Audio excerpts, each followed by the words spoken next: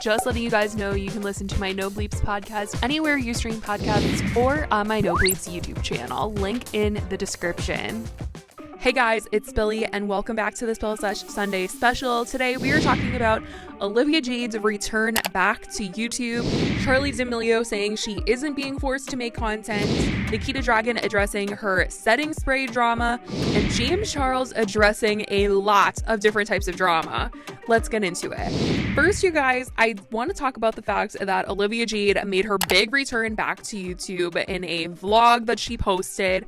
This is the first time that she's uploaded a video in literally like a year. This has been the first like real normal video since the entire college scandal. She's tried to come back twice before this, but it was just very weird. She couldn't address the situation, and she's like since sort of addressed the situation on Red Table Talk. There are honestly a lot of questions that people had for her after she did Red Table Talk. On there, she really just tried to make it seem like she grew up in an environment where everyone was rich and privileged, and it wasn't abnormal to like pay money to get into college. But the thing that she failed to address is that it wasn't just like her parents like donated a building. Like that's actually something that's legal. Her parents broke the law. Like they paid people and faked their way into getting on the rowing team roster in order to like get into USC. Like they stole spots from kids by pretending to fake doing a sport. And she and her sister posed for photographs to fake resumes to get into the school. And I think that's the question that people had was like,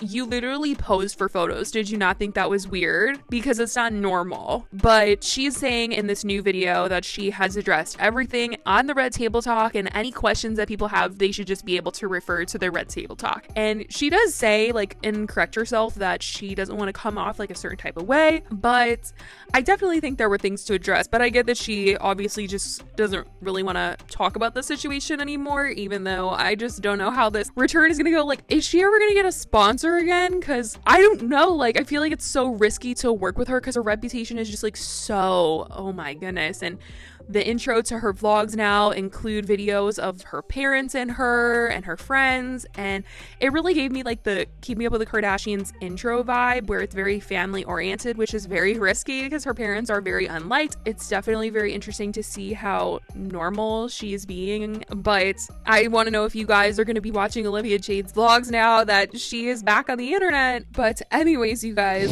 let's move on. Let's talk about Charli D'Amelio coming out and saying that she is not being forced to make content. If you guys have seen any of Charli's recent TikTok, people have been saying that she just doesn't seem like she's in the mood to make TikToks, and she looks kind of miserable and really down in the dumps. And people feel like she's being forced by her parents to continue to make TikToks and continue to make this type of content. And people were starting to come after her parents and attack them and say that they are the ones that are forcing her to make this content. She doesn't really want to do it anymore. She's being overworked. So Charli came out and she said, "I'm so fortunate to have such amazing parents, and when people spread fake, hurtful, and false rumors about my family, I have to put my foot down. I have an amazing dad and family who have never hurt or taken advantage of me ever. Please stop spreading these lies. If I'm not in the mood to post, I don't. No one is forcing me. My parents care about my mental health more than anything." So Charli is putting those rumors to rest, saying that making TikToks is just something that she likes to do. Honestly, her antics, he posts the same type of TikToks where they look kind of like straight faced while they're doing stuff, and I just think that's like them and maybe like their humor or something. But let me know what you guys think, and let's move on to Nikita Dragon addressing what's going on with her setting spray. Oh gosh, you guys. So Nikita Dragon came out with a setting spray and she sent out her PR packages, and people started to notice that there were things floating around in the setting spray. People were saying it was moldy. It just like looked like there were some weird things floating around, and she had to come out and address it because obviously people that were getting her PR packages, the people promoting it, are saying there's something wrong. She definitely had to address it. So she came out on her Instagram story to address the situation, and she said, "I dropped my setting collection a couple weeks ago, and you guys have been going crazy for it. And obviously, as you can see, my face is still looking flawless. I launch a new product. I always send it out in a PR kit to influencers, my friends, my family, to test out the product, obviously, before I launch it. And there was a small batch of my setting spray that malfunctioned and crystallized ever so slightly inside of the bottle. Completely fine. Like I said, things happen when you are a vegan and cruelty-free brand. Mistakes happen. email to everyone on the PR list. So I know not everyone reads their email, but if you're my friend or on the PR list, let us know. We will fully replace the setting spray. Not everyone was affected at all. It was a small batch, like I said. I have to redo my PR list after this though. Like I said, it only affected a small batch in the PR kits, but you know, anyone will do anything to try to get a view these days, even though they're still irrelevant. It's not easy being a female entrepreneur of a small business, but I guess it comes with the territory. But it's not down to like rip other people down to gain success. That's not what we're doing in 2021. After she said that, she continued by saying, by the way, I accept full responsibility for mistakes that happen on behalf of my brand. I respect everyone's opinion of my product, good or bad. I love criticism, but I want to learn and grow. However, those individuals not even on my PR list who intentionally go out of their way and try to be dramatic and rude to get views. Like, you couldn't even see the email because you're not even on the PR list. That's not how you gain success, boo-boo. Now, Nikita's saying that only some of the people that were on the PR list are the only ones that got this faulty product, and everyone else should be able to get a just fine product that are sold individually. And a lot of people just had an issue with the fact that she said that she's going to be changing the PR list, as if like someone giving an honest review was going to be kicked off when they were just trying to be honest at the end of the day about something being wrong with the product. And then she kind of had to save herself by saying this and going and saying that, you know, she's open to all criticism on her products, which I don't know about, because when she's talking about it again, she's kind of trying to redeem herself by saying like there are people that are just trying to get views and attention by saying negative things about her product, and those people are not on the PR list. Then why would you need to change the PR list? I don't know. But anyways, moving on to the story of the day, we're talking about James Charles coming out to address a lot of the drama that has been going on with him and a lot of things that people have been wanting to know. And we obviously talked about earlier this week that James Charles is feeling very vocal about the drama that's going on between Jeffree Star, Shane Dawson, and Trisha Paytas.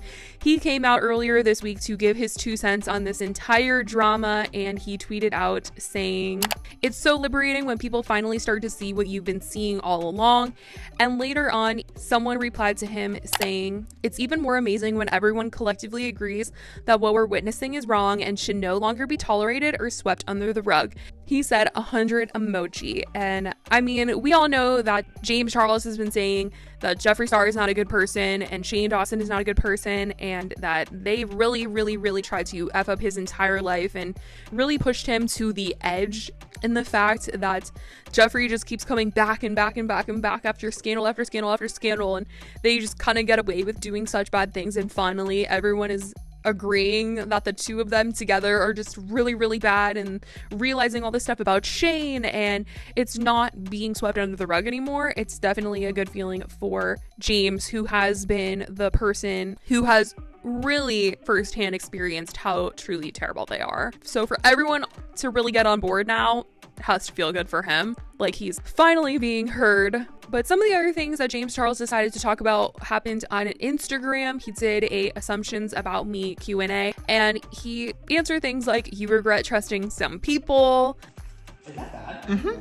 Which obviously James Charles regrets trusting some people, specifically people we just talked about. And also, he got into a question where someone said, "You secretly hate a lot of TikTokers and you just hang out with them for clout." And he said, "No. Definitely not. I obviously am a very busy person, and if I'm going to spend my time with people, it's going to be people that I enjoy being around. I do not need clout. I'm doing just fine on my own. Thank you very much." And he also went into great detail about the fact that people think that he is like weird for hanging out with children, and he thinks that people just have like a weird perception of TikTok, thinking that it just like has a really young audience, so the people that he's hanging out with are young, when in reality he's pretty much the same age with everyone except for Charlie. Like, everyone else is very close in age to him, either like a year younger or a year older, except for Charlie. But people just think that James is weird for hanging out with these people because they have a young audience perception, which people then think they are young, when in reality they're not. They're the same age as James, and